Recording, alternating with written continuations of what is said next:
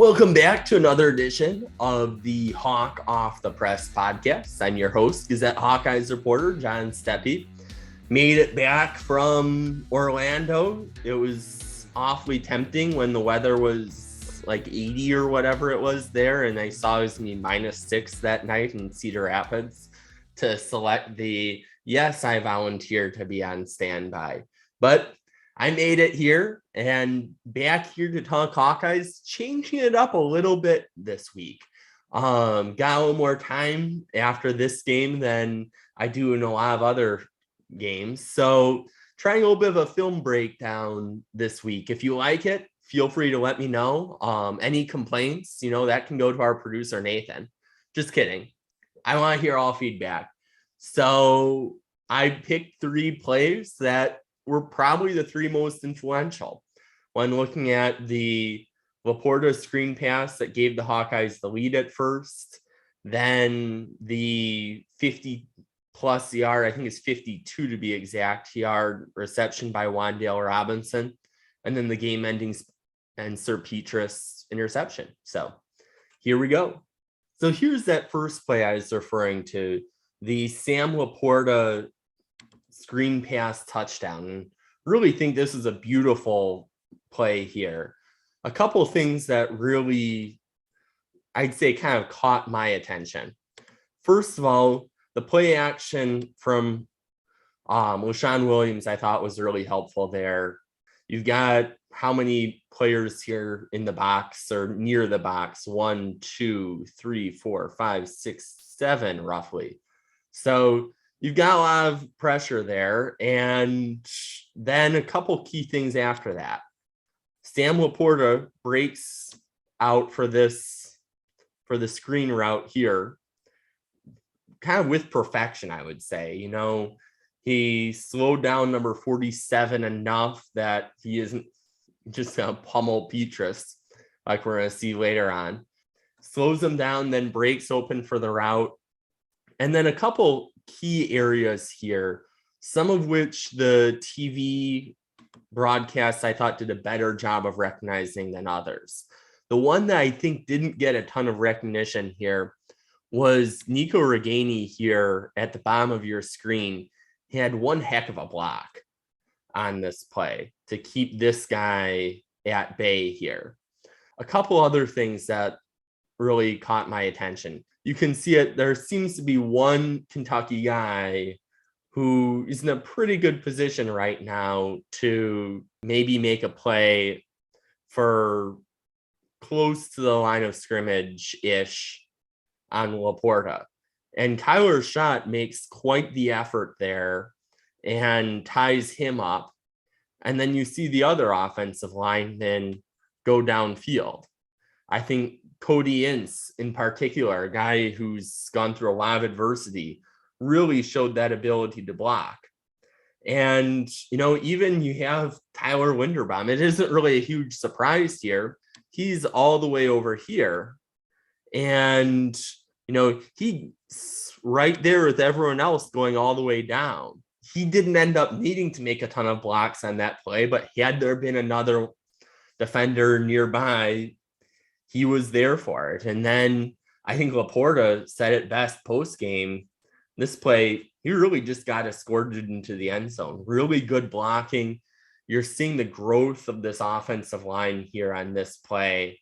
And the play action worked. It seemed to be pretty well there. And you kind of wonder, maybe now that there's a little more running success, how much that sets up the rest of the offense here to do its job when maybe the defenses bite a little more on that play action. Now on to the second play here. This one didn't go quite so well for Iowa, although that might be kind of understating it. Really didn't go too well for Iowa. So a couple things here that really caught my attention. So first of all, helpful to know, you've got the typical 4-man rush, and Jack Campbell is also going to go on a delayed blitz. So important to note that, just because of what that sets up coverage wise. Okay, the guy to watch here is Wan'Dale Robinson right here. Everyone knows that at this point, but he's the key player of this play. But first, let's go to his comrade to the outside here. He's running a post route here right along the hashes before cutting in. Now, Iowa is in zone coverage. So you've got the two deep safeties here and here. And then you've got zone. So you've got Moss really taking that left corner. And then you've got Belton covering that lower area of the field, closer into the line of scrimmage. Now, going into kind of Riley Moss's perspective here, because I think that's really important on this play. So Moss has a pretty big area. He's got this area of the field in that corner there. And you look at Belton, he's got more of the area up front,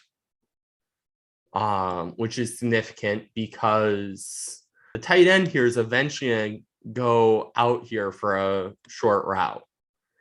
Now, back to Riley Moss. He's got that space to cover, but when he sees this receiver, 86, go deep, he goes with him towards the middle of the field.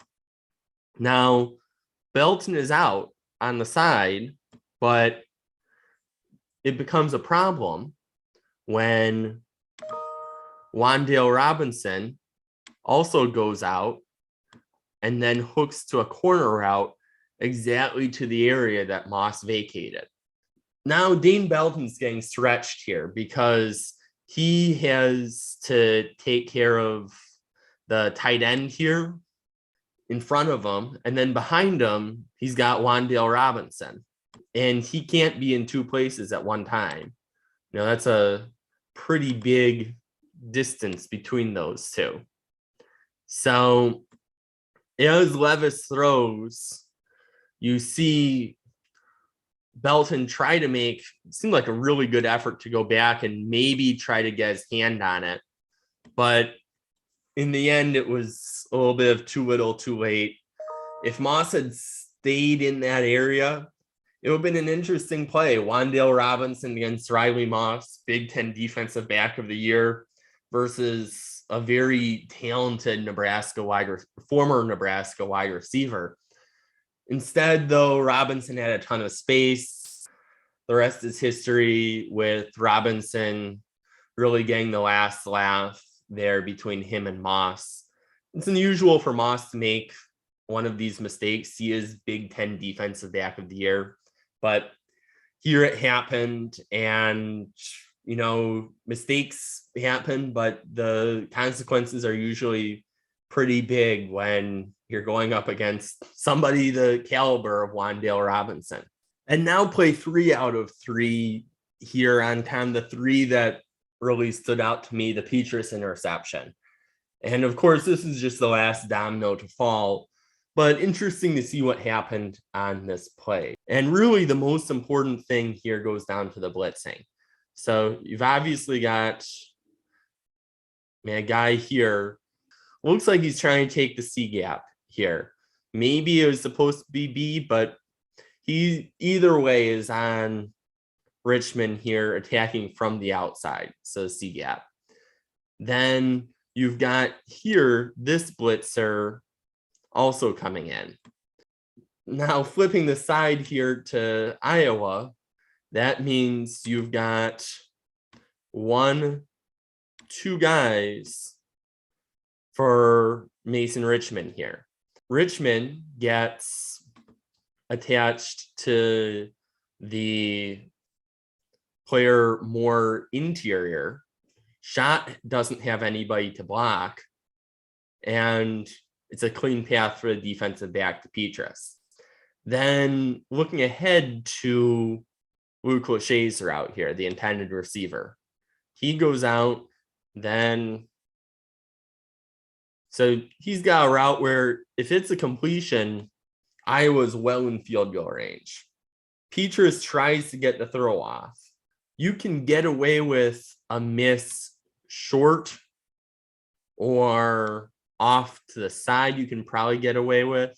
But the issue is he misses, overshoots, and more towards the middle of the field. And it just ends up being kind of a lofted pass here as he's getting hit. And, he realized that he forced it. He forced the throw. An incompletion, if he had just thrown it away, wouldn't have been terrible, but you just can't miss the way that he missed. And that's probably the one. Again, you can throw it 10 feet. Well, you have to be careful, of course, of intentional grounding, but you can underthrow and it's not an issue. You can miss to the outside and it's probably not going to be an issue. But inside and too much on the throw, just a bad combination there. And the result was the end of a comeback chance there. And, there's still a lot of things that would needed to go right for that comeback to still have worked. So you still have, Shudak needs to hit the field goal. He's been incredibly reliable this year, but that's no sure thing. And even then, it's just tied.